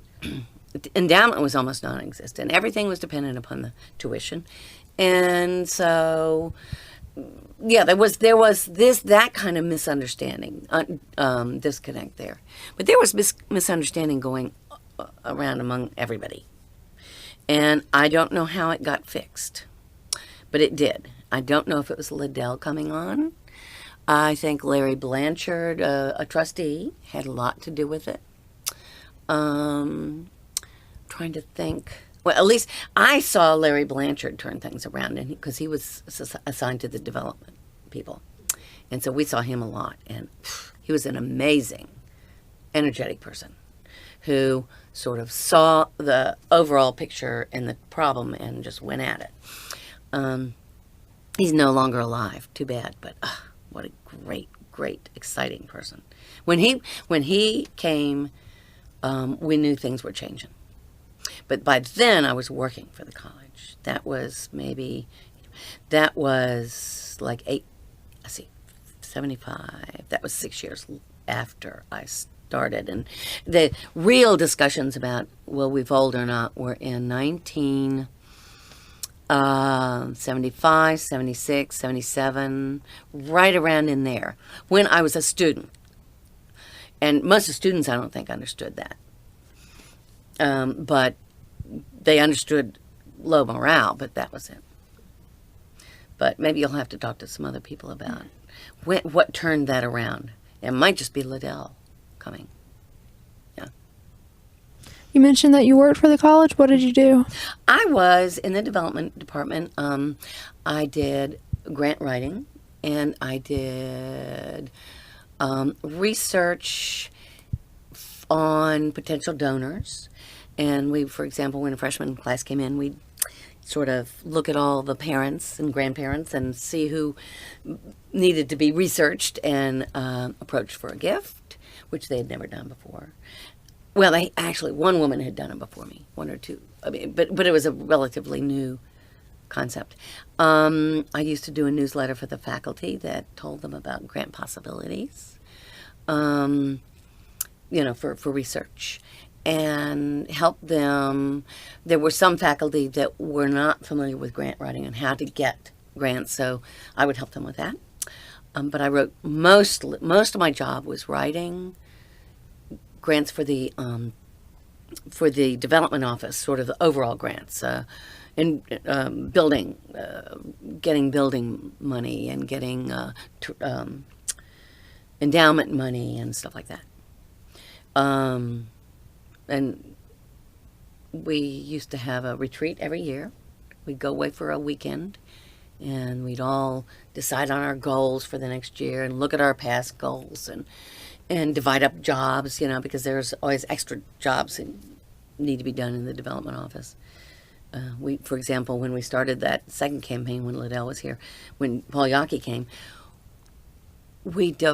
all of us divided, whether you were an alumnus or not, whether in the alumni office or not, no matter what your job was in the development office, you had a section of the country or the state that you went and visited and campaigned for. You visited the alumni and campaigned for upfront gifts before we announced. So that we'd have all these upfront gifts, and we'd have a certain percentage of the alumni that had already contributed. Then you took that information, and once we got that upfront money, then we took it to the grant-making agencies and said, we've got all this money behind us and all this hope behind us, and because look at all these alumni that have donated, so therefore you should give us a matching funds or something like that. So that was part of what we did. I don't know how they run the development office now. I quit when the office moved over to Mary Burns' house, the Rodine. That was right around when I quit. And I was uncomfortable with the director at that time, so I just decided I needed to get away and do something else. And so I went to the Science Museum, did the same thing there. What other jobs have you had? How many jobs? Oh, what other jobs? What other jobs? Well, since then, I did the Science Museum. I did... I was a real estate agent, which was awful. And for about 5 years, and then I read the book. And then my most fun job was, aside from being the grants person over here, I loved doing that. I loved working for the college. That was probably the best job I've ever had. But I did title examining most recently, which is right up my alley because, I already knew how to do the research, but there's certain things that you have to do for title examining. And man, my problem was stopping after 30 years, because you just do it up to 30 years, and that's what the title companies want. I wanted to keep going. And some of these counties, unlike Hanover, went back to the 1700s with their deeds. So I just loved doing it. And as a matter of fact, I started getting jobs that were more difficult. Most people just wanted to do the quick and dirty ones. And for me, the thing that kept me going was that some people would send me all the difficult ones.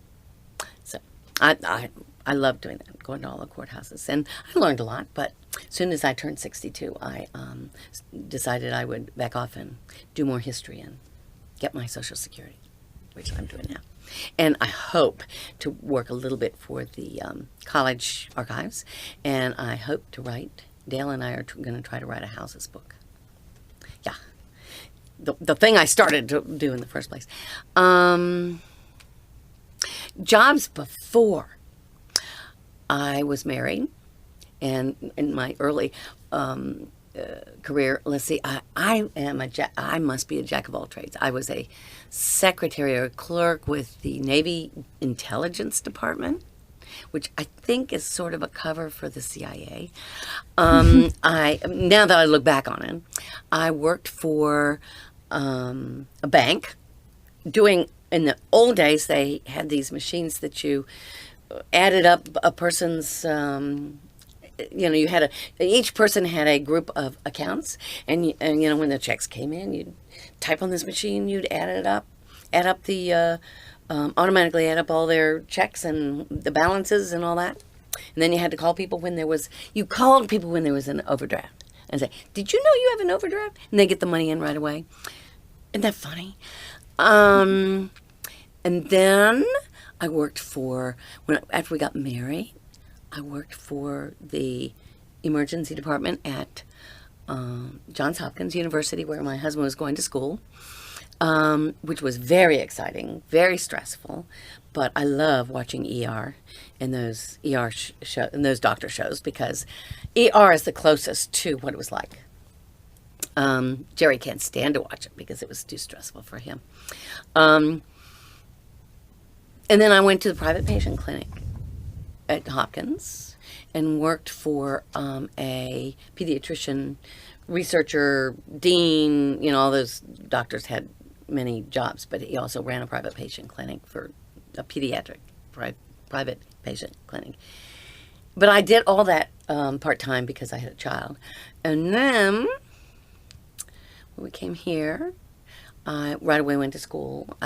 Nancy Hugo and I split a library job for a while, circulation, and while I was at school here. And then I was a secretary for a few months. I was a secretary at the Duncan Memorial, which was a lot of fun. Got to know a lot of people over there.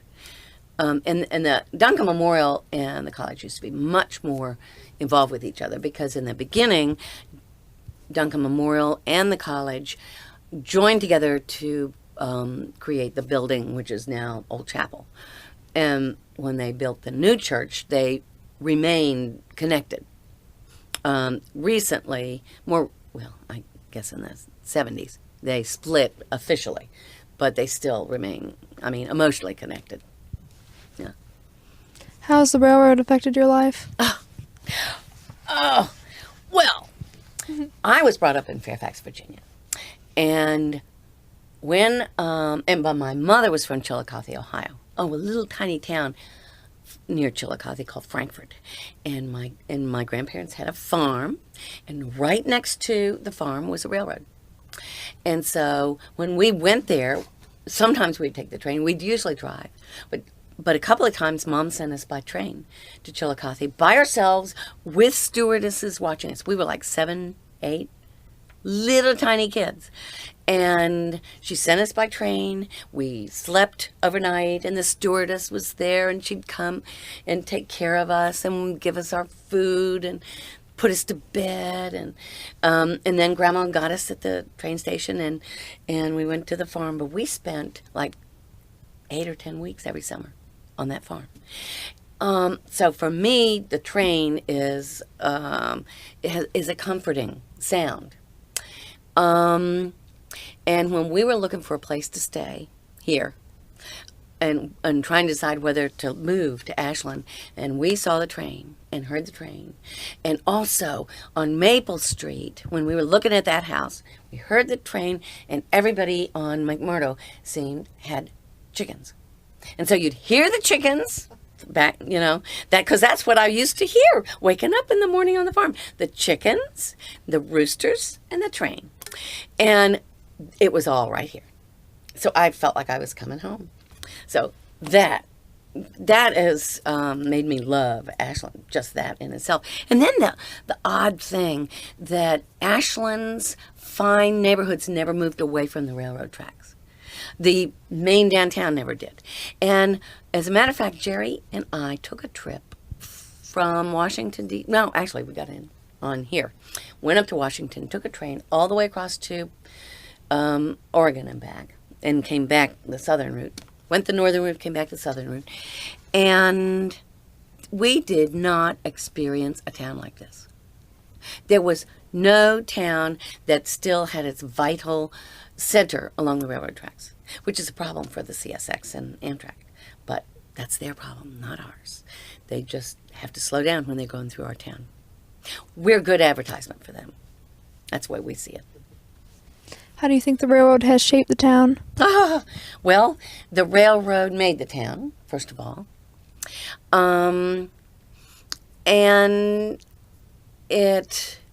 when after the war, when the resort itself was defunct, even the race course had gone under before the war, and things were looking really, really bad, and Randolph Macon started looking at the town. The railroad made it happen.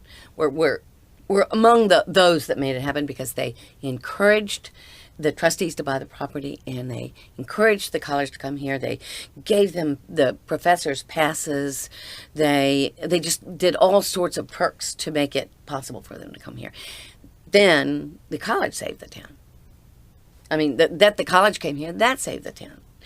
And the town would have been different without the college. The town would have grown. It wouldn't have had the identity it has without the college here.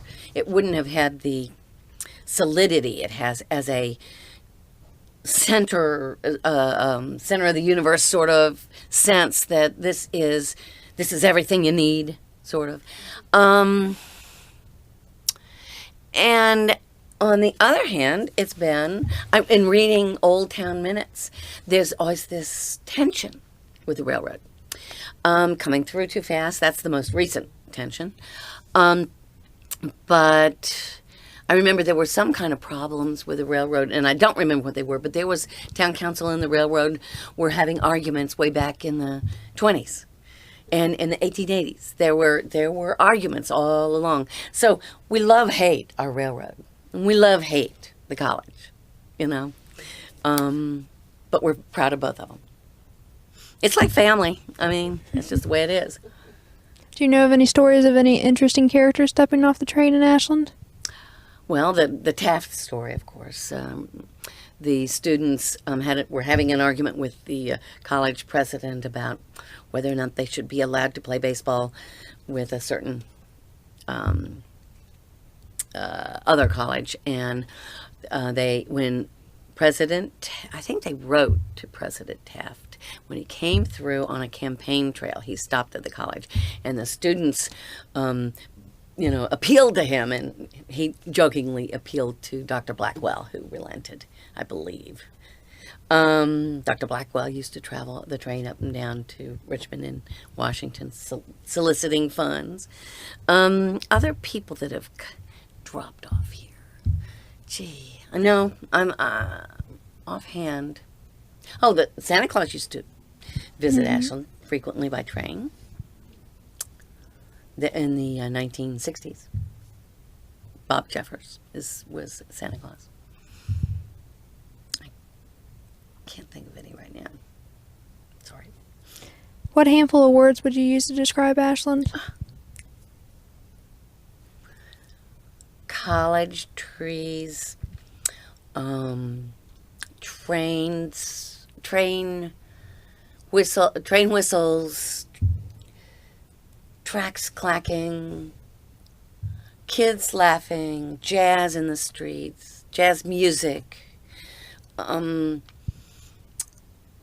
marching bands, sirens, church bells, church Duncan memorials, chimes. Sometimes a horse clopping, bicycles, good smells. What do you think makes Ashland so special? It's stubbornness. It's self-centeredness. It is unapologetic about saying that we want it this way. A lot of real estate agents call that not in my backyard, NEI, NIMBOs, I think they call it, NIMBYs. And in Ashland we say, yeah, we want our town to be like we want it. And it doesn't matter if we're making stupid decisions from the rest of the world's point of view, but we know what we want. We want an intimate, walkable, integrated in more than one level, economically, racially, and student and town. We want it all to flow together. And it's hard to keep that, but we're doing it. What do you feel about Ashland being coined the center of the universe? Oh, that was Dick Gillis. I don't remember when he first did it, but he was a PR person, and he knew what he was doing when he said that. In his early days as mayor, he was very good and gave short, pithy speeches and coined things like, we're no longer a one stoplight town, when we got the second stoplight. And this is the center of the universe. And, but it is the center of our universe. And my son used to laugh about that, and he'd say, when he was in high school and taking physics, he'd say, well, the definition of the center is it's equidistant from all sides. And since the universe is infinite, Ashland is equidistant from all angles of the universe. I mean, how can you argue with that? And it's hokey. Oh, that's the other thing, we are hokey. Real sentimental and nostalgic and unapologetically so. And it's hokey, and I think it's a good, hokey, outrageous, cheesy motto for us. In your research, did you ever come up with a theory on the unsolved murder mystery? Yes. Actually, Billy Martin, who was a young man when, not when it happened, but he was born shortly, I think, after it happened. But he worked in town for a long, long time, knew all the players, was in a Masonic organization, a secret organization with some of the players in that. And Auntie, whose father, Mr. Smeeman, was, and let's see, I'm trying to think, and Betty, I'm going to forget her name again. I'll think of her name later. She used to be clerk of the council. We all got together. I have tape recordings of all of our meetings, which I did not transcribe. I only transcribed some. And we batted around ideas. We even had people come and talk to us. And the grandchildren of Mr. Smeeman came too and worked it out with us. Because Billy wanted them involved because we didn't want to be doing research that they were uncomfortable with. And as soon as they were uncomfortable, we would have backed off. Because part of the rumor was that Smeeman was running around on his wife, which objectively, I don't think that was true. I think what really happened was the mayor, who was Shepherd at the time, the mayor, the funeral director, who was Claypool. No, I have to look it up. Let's see. Who was the funeral director, and he had a, what do you call it, business. He had other businesses. He and Smeeman were in business together, in other businesses. And another person involved was Mutt Blanton, who used to be the town manager, and I don't know the fourth person. But they were all playing poker together. And they weren't all, excuse me. The three of them were playing poker. And Mr. Smeeman came up upon them playing this poker game. People gambled all the time in Ashland in the 20s. And they'd either be playing craps or poker or something like that. And now you got to understand that Smeeman, as the sheriff, collected all the tax money. I mean, that was one of his jobs. And kept it. And then reported it to the town council and turned the money in. I have a theory, and I think Billy would agree with this, that he was using some of that money, but would take and gave it to what do you call him, the funeral director, to invest, and then get the money back, and then would give it back to the town. Right. To me, I think that's what was really happening. And when Smeeman came upon this card game and thought that the funeral director was using the money that he had been given in a card game instead of as an investment, it made him mad. And he yelled a lot at it. He had a fit. And he had arguments with this funeral director before about this. And these people were so close, the Smeemans and the funeral director, and I'm going to find that in just a second, that they at one time had lived in the same house. The two couples had lived in the same house. Now, since then, Smeemans had a separate house, and the funeral director lived up there on College Avenue, at the corner of where Trudy Harrison, on the corner of Taylor and College, on the southwest corner of Taylor College. He lived there at the time. And I think what happened was, and the story goes, a witness, no, a sort of witness, a person who was involved in the game, said that when Smeeman came in there and then he left, slammed the door, the mayor and the funeral director got up and said, "We're going to take care of this once and for all." They went out the door. A little while later, there were shots that were heard by several people in town. And everybody left the game. The remaining people left the game. Everybody in town just sort of left. And all of a sudden had no memory. Because I looked at all the interviews, nobody had any memory about anything. They blamed it on some poor guy on a train that had a roll of bills named Clayman, and it wasn't that guy. And Taylor, there was another guy named Taylor that they blamed it on. I don't think, they were never actually convicted. They went through the trial. And so it was never solved. And it so happens that, you know who the coroner was for the town of Ashland? The mayor. And it turns out that there was a paper boy who walked through the alley where Smeeman was found later with his dog early in the morning delivering papers, and he didn't notice anything, his dog didn't notice anything.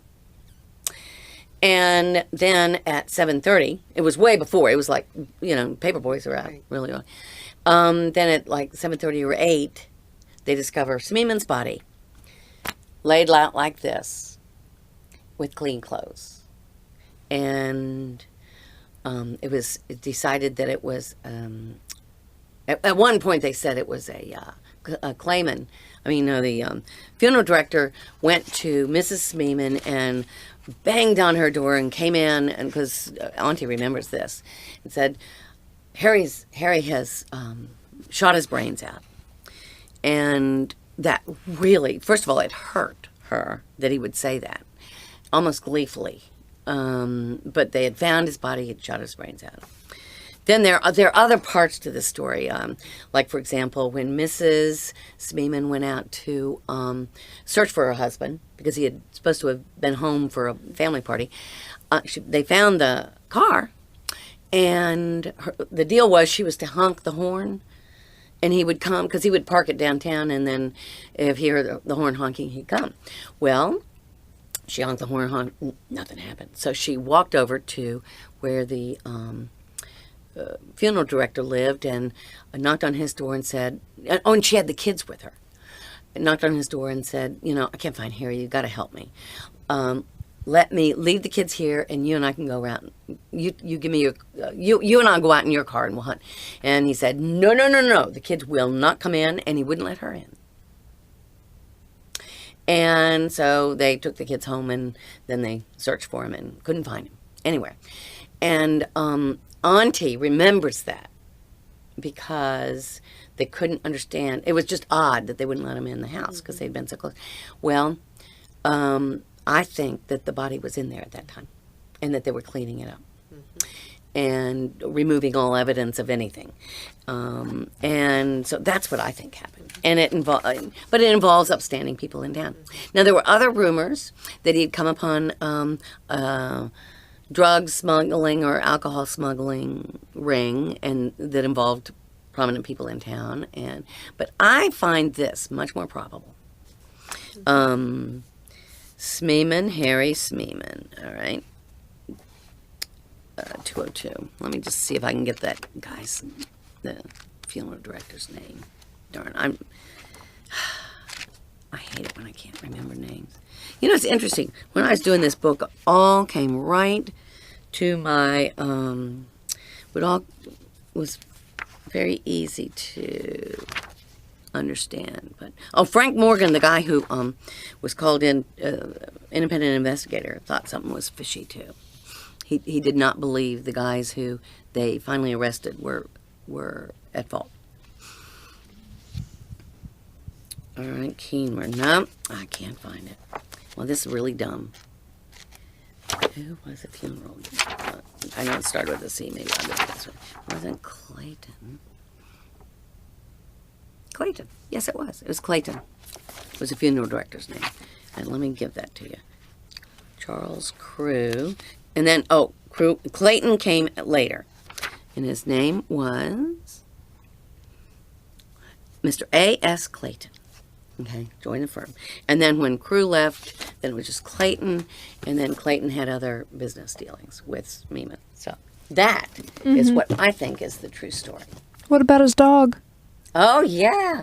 There was and nobody remembers this, but there was a newspaper article about it, that the dog all of a sudden disappeared. The dog was always with him. And it was discovered much later, like a week later, in Richmond, as though it had been stolen, taken up there. And somehow that was related, but nobody knows how. Maybe the dog would have, they felt led them to the Claytons. I don't know. Well, or maybe they liked dogs and didn't have a problem killing a person. A person, but not a dog. But they couldn't take the poor helpless dog. You hear about that. Oh, yes. Yeah. Oh, yeah, so they got rid of him. They took him someplace. But wouldn't kill him. Well, it was all very, very sad. And the sad thing is, everybody that we talked to that knew anything about it said, leave it alone, leave it alone. Better leave it alone. That's not fair to the victim's family. And, another thing is, you'll hurt too many families. You hurt too many people. Well, the victim's family was hurt and deserved an answer. So, I don't care who was involved. It should have been investigated properly, and it wasn't. But that's the way things were done back in the 1920s here. Yeah. What do you think the future holds for Ashland? Oh, it's so hard to tell. If we can hang in there and we can keep ourselves growing in a good way and absorbing the new and enhancing the old, or enhancing what we do have in terms of character, and attracting people that like that. I think we're going to be a gem. And people are looking more and more for places like us. What I'd love to see is for the station to become a manned station, for the Amtrak or some version of Amtrak to commute, to allow people to commute from here into Richmond, not to Staples Mill, but all the way into Richmond, and hook up with public transportation.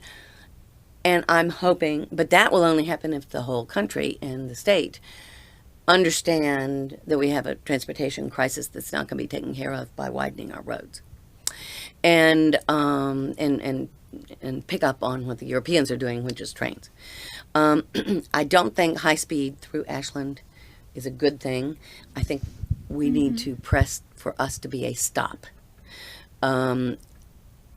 And we need to provide parking for people who need to use this place as a commuting stop.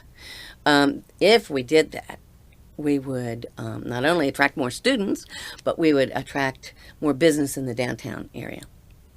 And it would create some problems with traffic, but some of that could be alleviated by having a beltway around, so that, or another entrance to I-95, so that people that wanted to go on the other side of Ashland could do so without coming through the main street. And if you wanted to go on a main street, you're aiming for someplace in Ashland, not trying to get through it. And having us a commuter stop would do that. Right now, a lot of people commute to Washington and Fredericksburg, and they park in Ashland because it's free, and take the train up, believe it or not, or go to meetings in Washington. We use it that way.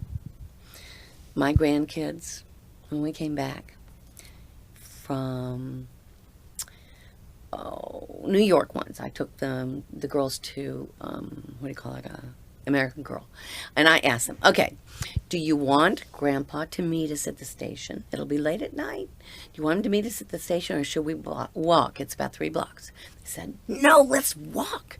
Because they were amazed that the station was 2 or 3 blocks from our house. And that made New York essentially 2 or 3 blocks from our house. So I hope that we become that kind of a transportation hub, but at the same time keep our cuteness. And I would love it if they'd put the train tracks underground and make the station the place where you go down in an elevator and or an escalator and pick up the train. But that'll never happen. But still, you can ask for it. Do you have any questions, Lori? Do you think the new trolley service around town is going to be effective? I think that's going to be effective. We had something like that, I think, in the 70s, and they stopped it. It was mainly for old people, though. It was very targeted. I think it will help us integrate that new development that's on the east side of the tracks. I-95. And I think it will make it even nicer for older people that can't drive, for small children, to get around. And I think the more you can do that, the better. So, because I can't see people walking from East Ashland across the interstate to our stores here. Now everybody can walk to downtown. But the other thing is, a big divide is not only the interstate, but is Route 1. And I would like to see not only having the trolley service. The trolley service gets you across the highway to Route 1, so you don't have to get in your car in order to go 2 blocks to Ucrops, which is what I have to do now. I would like to see a pedestrian overpass someplace over there, so that you can get across Route 1 and over into that shopping center. And I think it ought to be on the north side, because the college students like to go over there. And I've seen them. It's dangerous. Yeah. Oh, but I've seen them try to run across. But I've also seen very high pedestrian overpasses that we could do. I mean, the huge trucks could come through there still, but I think we ought to push for that. Probably somebody will have to get killed on the Route 1 before that'll happen, but which is too bad. And a light. There ought to be a pedestrian light over there, too. Do you have any more questions? I would like to ask you about the Strawberry Fair. They started that. I don't even know what the history is for sure. They started that after we had moved here, and the idea was to make up for the fundraising that Camptown had been at one time, and Camptown died because somebody, a drunken fan, sued them because he got trampled because he was trying to stagger across the racetrack. And so they shut down Camptown. Camptown paid for Hanover Arts and Activities Center yearly fees, paid for the War Memorial. Camptown paid for everything in town, all the extra perks. And then the Strawberry Fair was supposed to be a fundraiser that paid for that. I mean, that made up the difference. And it didn't turn out to be that way.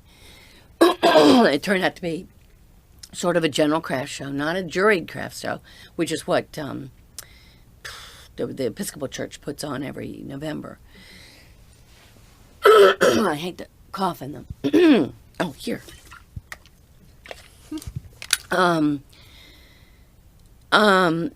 It's nice, and I remember our church tried it one year, and we made $250. All the groups that come, that make money, the nonprofit groups, they make a couple $100, maybe $1,000. And the Strawberry Fair people give a scholarship of $1,000 to somebody, I think. And I guess it's nice. It doesn't help the businesses downtown. They have to rent a booth. And people don't venture off the college campus to go downtown to shop. So they actually lose business. The businessmen tell me that. So I'm not sure how it serves Ashland. But that's my own prejudice feeling, and that's a very unpopular opinion.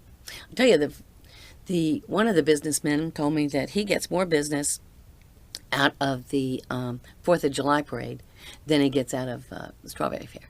People go downtown. They're all sitting up and down the streets, and then they turn around and go into the ice cream shop and into the train store.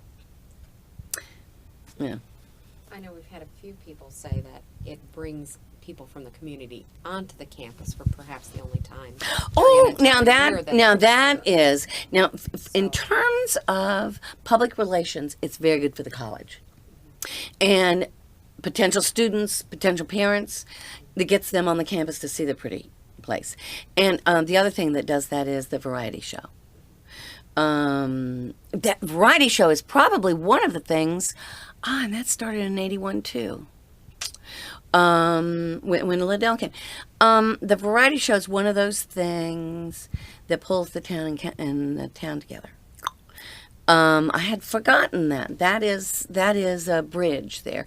And the Strawberry Fair is a bridge like that too. And the college doesn't get much out of that. Doesn't get much monetarily. I mean, I think we rent the facilities for the variety show, but I mean, they don't make money on it. I think they probably break even. And at one time we used to get it for free, and the college just decided they couldn't afford to do that anymore. But the variety show makes enough money that they can do that. And I don't know does the college charge for the Strawberry Fair to come? Don't know. I don't know, but I don't think so. It would. Yeah, it would probably make the Strawberry Fair people really mad, but the college might think about charging for, like security services and cleanup and all that sort of thing.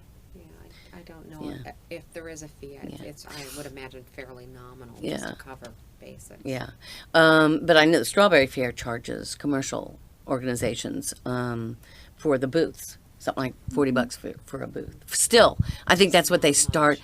They started out with.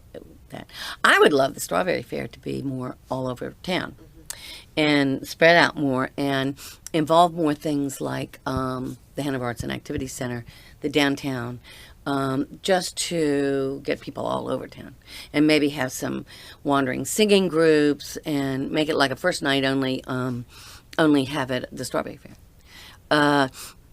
maybe have some historic houses open. I mean, living history, that sort of thing. And I'd proposed it once, but it's hard enough to put the Strawberry Fair on as it is. And I think the movers and shakers just felt like, oh, I can't take on anything more.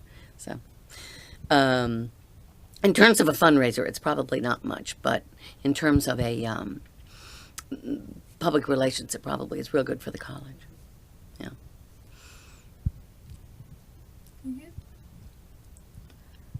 I don't have any more questions. Is there anything you'd like to add? Oh, I'm sure I left a lot of stuff out. Oh, let's see.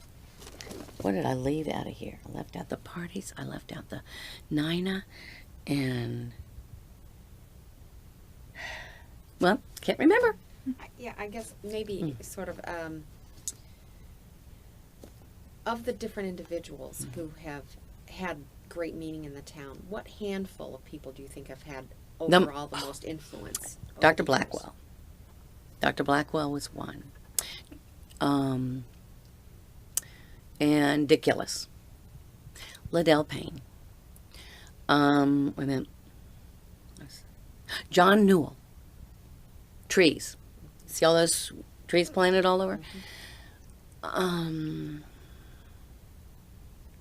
me think. And the black. I think that Sue Watson and the Shannons. Michael and Deborah Shannon are over there at Shiloh Baptist. All right. Burrell Toller, who started a lot of these churches around here, the traditionally black churches. Those are some. I'm sure I've left some out. Wait. There's a family, a black family, the Inez Gray and her relatives have had a positive effect in a very quiet way. And Robert Grimes. But that's all those Shiloh people that have, I'm going up and down the streets now. Marion Herget and her mother. And Jay Pace. Yeah, that's 10. Yeah. Thank you very much. Sure.